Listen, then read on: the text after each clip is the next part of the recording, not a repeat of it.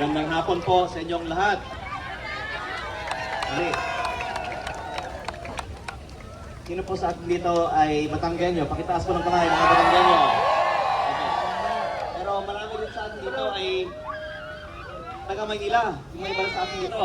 Ano po? At dumadami po ang mga grupo na nagpapakita ng kanilang suporta sa ating kilusan dito araw-araw dahil ang pagtaas ng presyo ng langis ay syempre umaapekto hindi lamang sa mga taga-unang distrito kung hindi sa buong bansa at ang solusyon ay narito sa Kamaynilaan. At tulad po ng nabagit po kanina, bukas may pagdinig muli sa Kongreso. Hindi tayo gaganap ng kagaya nung isang araw. Ang susubukan natin, magsusumitik tayo ng listahan ng mga magiging bisita sa plenaryo para ang mga ordinaryong mamamayan naman ang pwedeng manood sa mga talakayan sa plenaryo ng Kongreso bukas. Dahil kailang hearing na ang Kongreso at parang paikot-ikot ang mga usapan at sa tingin ko naman ang mga kongresista ay lahat naman nakakaalam na kailangan ng umaksyon, kailangan lang nilang maalala na sila ay pinapanood ng buong bansa at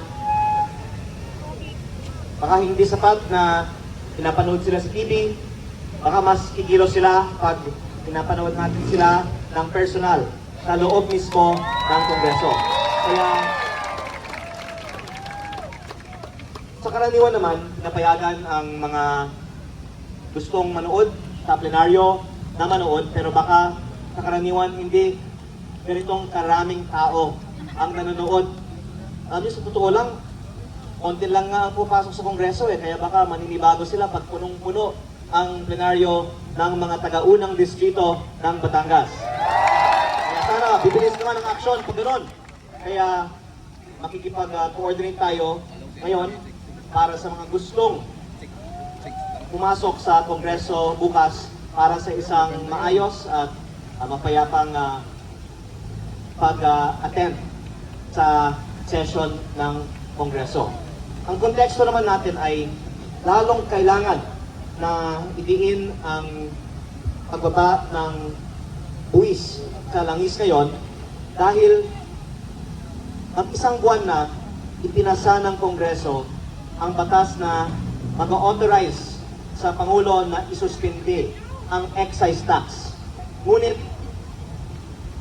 kahapon, inanunsyo na isususpindi po ang excise tax lamang para sa LPG at kerosene dahil hindi pa raw kailangan isuspindi para sa diesel at gasolina. Wala pa tayong pinag-uusapan na ba't kahit yung inanunsyo ng pagsuspindi ng excise tax ay hindi pa ino-authorize ng pamahalaan. Kaya kung nandun tayo bukas, baka pati yung pagbaba ng excise tax sa diesel at gasolina ay aprubahan na nila. At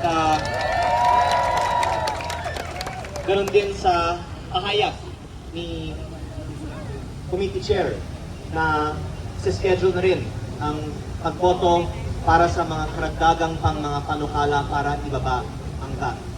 So, magkipag-coordinate tayo sa mga leaders sa atin ngayon. Sino sa atin ay gustong pumunta sa Kongreso? Sino po ay gustong pumunta sa Kongreso bukas? Huwag lang natin silang takutin. Baka isipin nila kung anong gagawin natin pag nasa loob na tayo. Andun lang naman tayo para manood. Kami pupunta bukas sa... Ako. At sana magiging produktibo ang ating maayos na pagbisita sa Kongreso bukas ng umaga. Maraming salamat po sa inyong lahat. Palakpakan naman po natin, Congressman Leandro Ligarda Labiste! Maraming salamat po, Congressman Leandro. Nakita nyo naman kung paano ipinaglalaban ni Congressman ang unang distrito, hindi lamang unang distrito, kundi ang buong Pilipinas! Mamaya po, makikipag-coordinate po ang mga Pangulo sa ating pong head na Pangulo para po sa ating gaganapin bukas. Ano po, mag-unayan na lang po ang ating Pangulo. Ay, laban. Yes. Wait lang kong wait lang kong. Ibaba ang presyo na langis! Letter L. Kaya nga. Sana. Presyo na langis! Ibaba! Ibaba! Presyo na langis!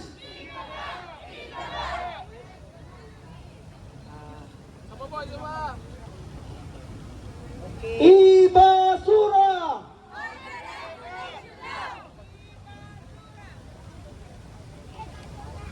Pakitaas po ng ating mga kamay! Nagsisimbolo ng pagkakaisa!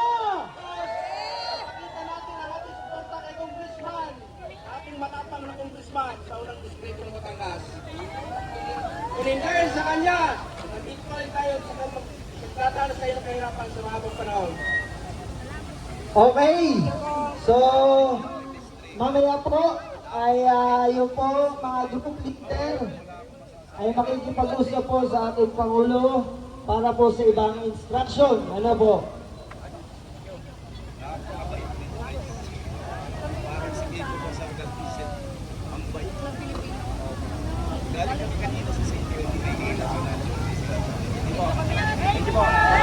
Palakpakan naman po natin si Congressman!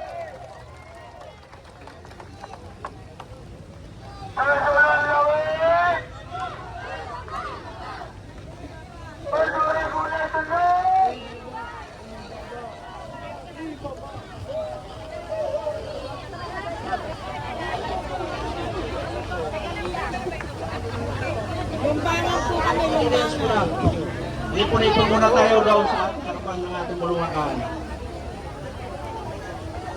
Ay mga leader po, ibunura doon sa kalbagan para po mapagpilihan natin kung anong oras po tayo pupunta bukas sa Kongreso. Salamat po. Bumalik na po kayo sa upuan para makita ang mga hanay kung bakit tayo karami.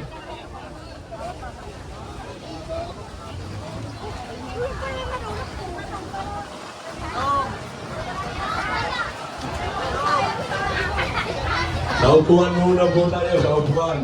Pag-uusapan po natin kung anong oras po tayo pupunta sa Kongreso bukas ng umaga. Makikisuyo na po sa ating mga kasama